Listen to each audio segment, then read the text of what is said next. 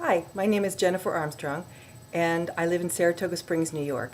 Today I'm going to be cooking with Philadelphia cream cheese, and it's my version of Texas toast, but with an Ethiopian flair. The reason it has an Ethiopian flair is because my daughter is from Ethiopia.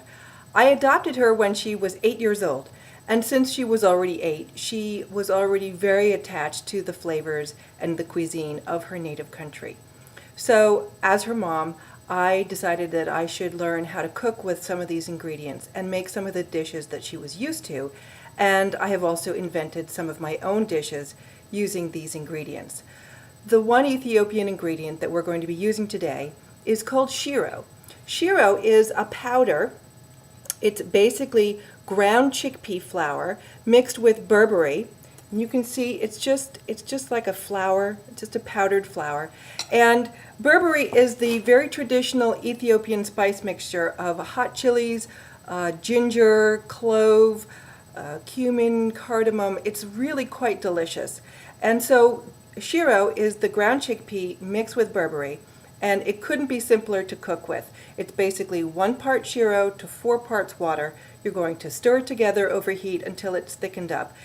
You can think of it as a sort of an Ethiopian hummus, and you can use it in a similar way. You can also eat it hot on toast, or you can add it to soup to thicken it up. It's very nutritious because it's ground chickpeas, and it's very inexpensive.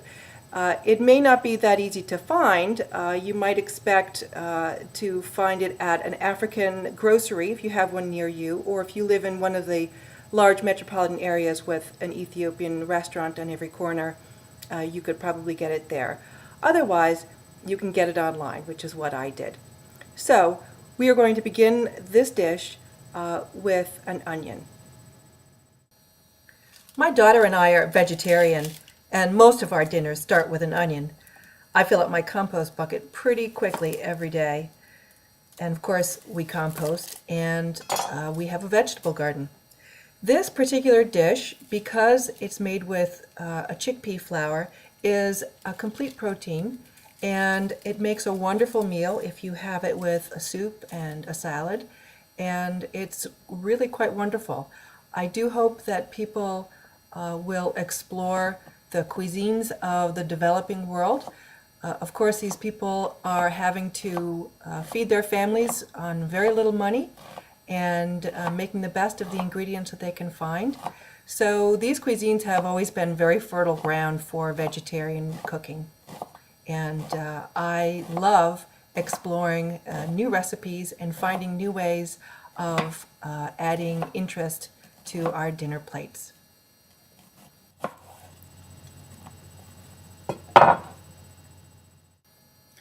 You're going to want to put about a tablespoon or so of canola oil or another mild tasting oil into a saute pan, and just get those onions working. It should take 10 or 15 minutes over medium to low heat to really bring out the golden color and the caramelization in these onions.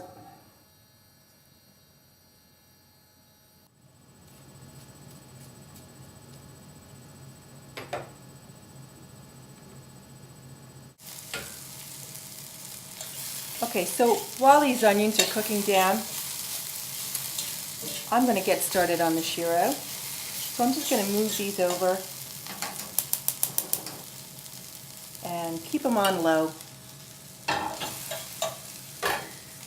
going to bring a small saucepan forward, and all I'm going to do is add 1/3 of a cup of water to my saucepan.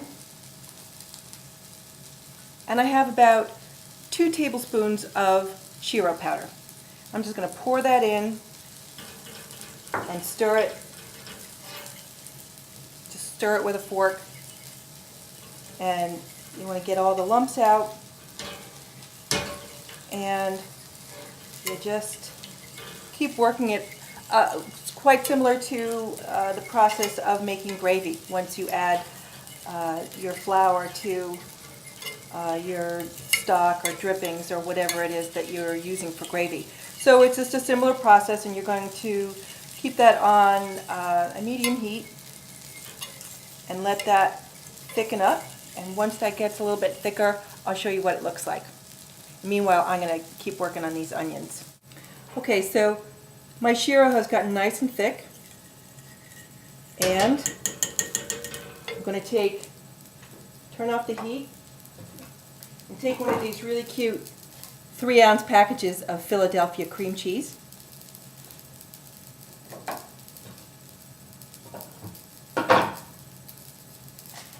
Cut it in half.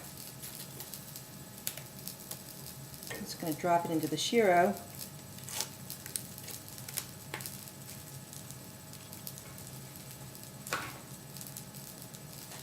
And I'm just going to use the residual heat in the pan to soften up cream cheese and get it mixed up.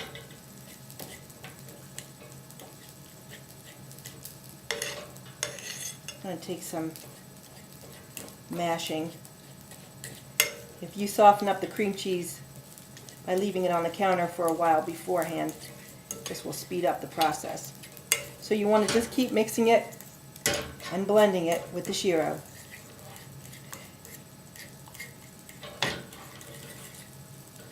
Until it's basically all incorporated. And I'm going to keep working on that for a moment. But meanwhile, I want to just add a pinch of salt to my onions and a couple of splashes of vinegar. This is a nice malt vinegar.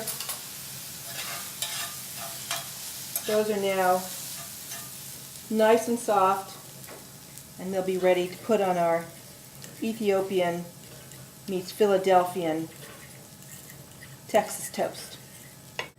Okay, so now it's time to prepare the toast. I basically just made toast. It's just regular wheat bread.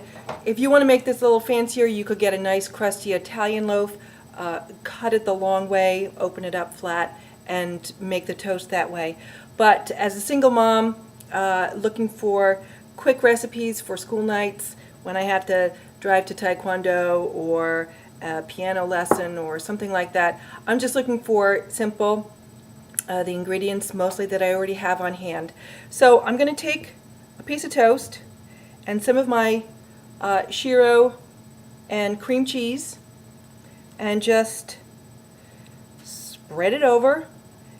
Make sure to get every bit of the surface covered so that you're not going to have any burning edges once it goes under the broiler, because that's where this is headed.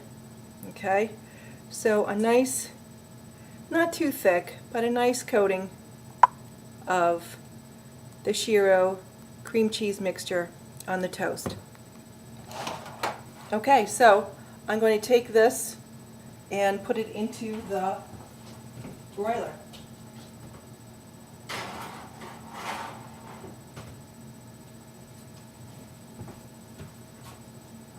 And I'm just going to let that sort of get a little bit bubbly and a little bit brown. It'll only take a couple of minutes, depending on how hot your broiler is, maybe 3, 4, 5 minutes. Okay, so this is what the toast looks like when it comes out from the broiler. And now I'm going to take some of these delicious caramelized onions, pile them on top. Well, I'm crazy for caramelized onions, so I go pretty heavy. But pile them up like that, and then cut them, and you have this beautiful, wholesome, delicious, and inexpensive Ethiopian Texas toast. And I do hope you're going to enjoy it. This recipe should cover 4 slices of toast, making 4 servings.